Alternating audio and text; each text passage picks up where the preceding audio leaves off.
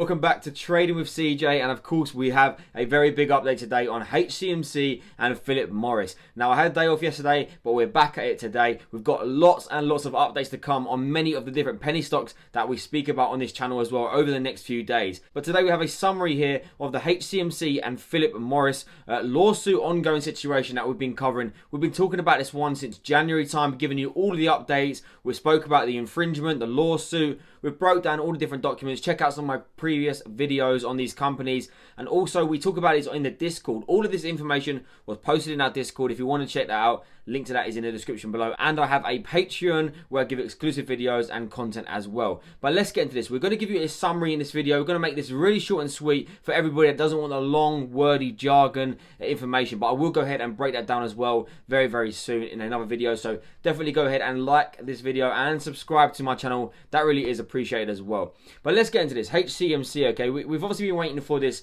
lawsuit information. The motion to dismiss was filed by Philip Morris. HCMC replied, and now it is Philip Morris's turn to reply. Once again, they left it to the very last minute. We got this out just last night, the very last minute, but nevertheless, they have filed a reply. And now, what you want to know, what's the situation? Well, we now have to wait for the judge to decide, okay? But basically, in a nutshell, we're going to go run through a couple of pages of this. Like I said, I will break this down in more detail in another video. But this is the introduction from Philip Morris, which was filed last night. You can see here, defendants explained that HCMC's complaint should be dismissed because it premises on a wholly implausible allegation. Combustion occurs in IQMS device specifically engineered to make combustion impossible.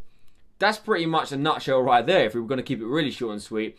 This whole case relies around this combustion, really. HCMC are saying that there is partial combustion, whether it's, you know, 0.00 something or whatever it could be, there is some combustion which makes it in breach of HCMC's patent. Whereas Philip Morris here are saying that there is no combustion whatsoever. That is what this is down to, okay? I'm not a scientist, nor am I a lawyer, so I cannot have a ruling on either of that. But really, that is what this comes down to, okay? If there is combustion in this product, and it is proven that there is combustion, HCMC will win the case. If there isn't, it's a write-off. The case is done unless HCMC can come back with something else. But that's in a nutshell right there. And we can see here HCMC's opposition does not meaningfully address any of this. Instead, in a brief laden with misstatements of the law concerning the relevant pleading standards and mischaracterizations of the defendant's arguments. Basically, Philip Morris here are saying that this is bad law. You know, everything that HCMC have argued here is wrong. Okay, the information they've provided is incorrect. We go on to see this in some more pages. They say HCMC's strained defense of its direct infringement claim only confirms that it's implausible, it's implausibility.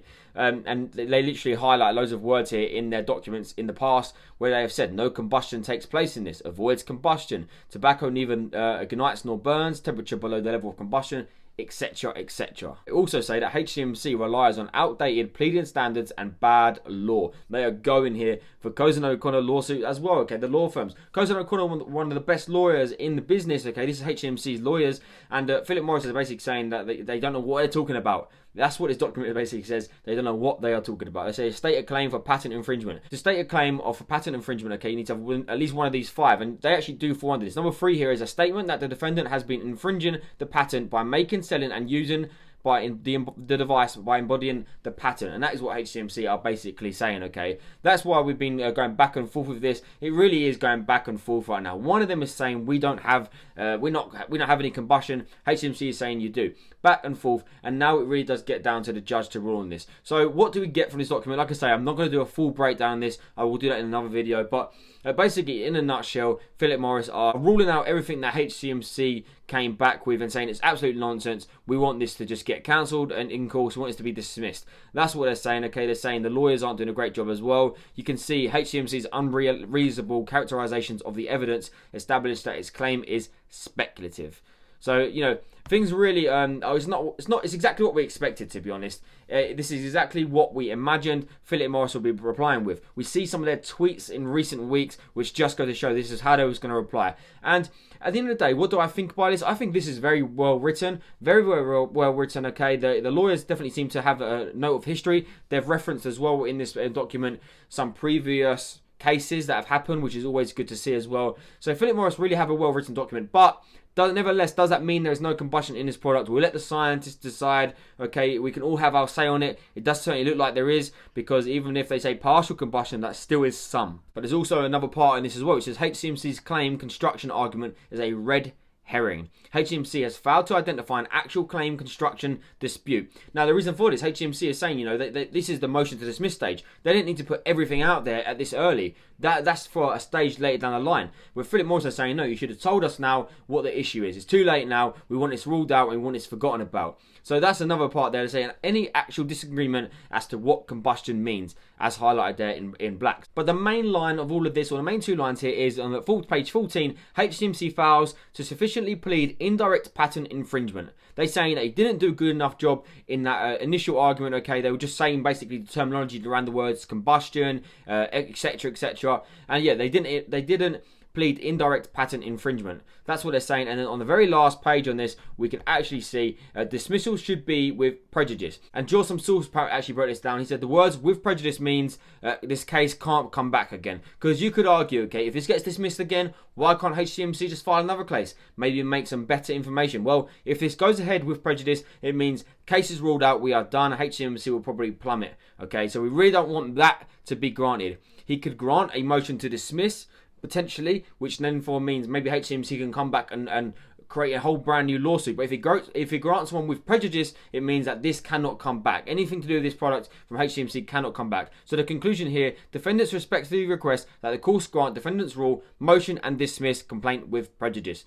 So where do we stand from this now? What do you think about this? Well, this was to be expected. We didn't expect Philip Morris to back down from this. We expected this to be exactly what we see right now. The next step now is the judge to rule on this, okay? And there is no time frame from this. We expect this to be within the next couple of weeks, but we really don't know. The judge doesn't have a particular time frame, so this is it's up to him now to decide. We really do expect this to not get passed and get denied. That's what we really do expect, the motion to dismiss to get denied and this to carry on going, and then it's going to be a lengthy process and a lot more back and forth like we're seeing just here in these long wordy documents. That's what we really are expecting from this, but we're not the judge. We don't know exactly what his mind is or his or her mind is. And so it's really down to them now. We definitely look forward to that. That's going to be the big one, okay? If this gets denied and this goes to court, we could potentially see some green movement on this.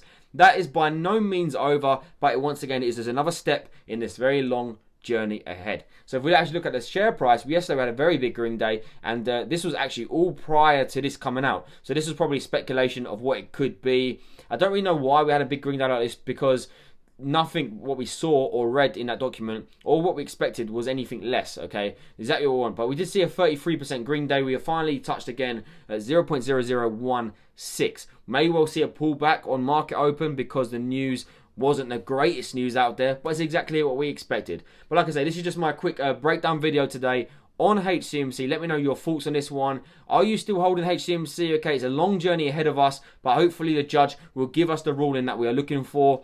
And yeah, we look forward to seeing this one progress. And like I say, I will give you a bit more of a breakdown into this document. For all of you fact finders out there who want to get exactly into word by word what this document says, we're going to go through that as well at some point. But thanks for watching. And if you appreciate this video, please go ahead and smash the like and subscribe to my channel as well. And until next time.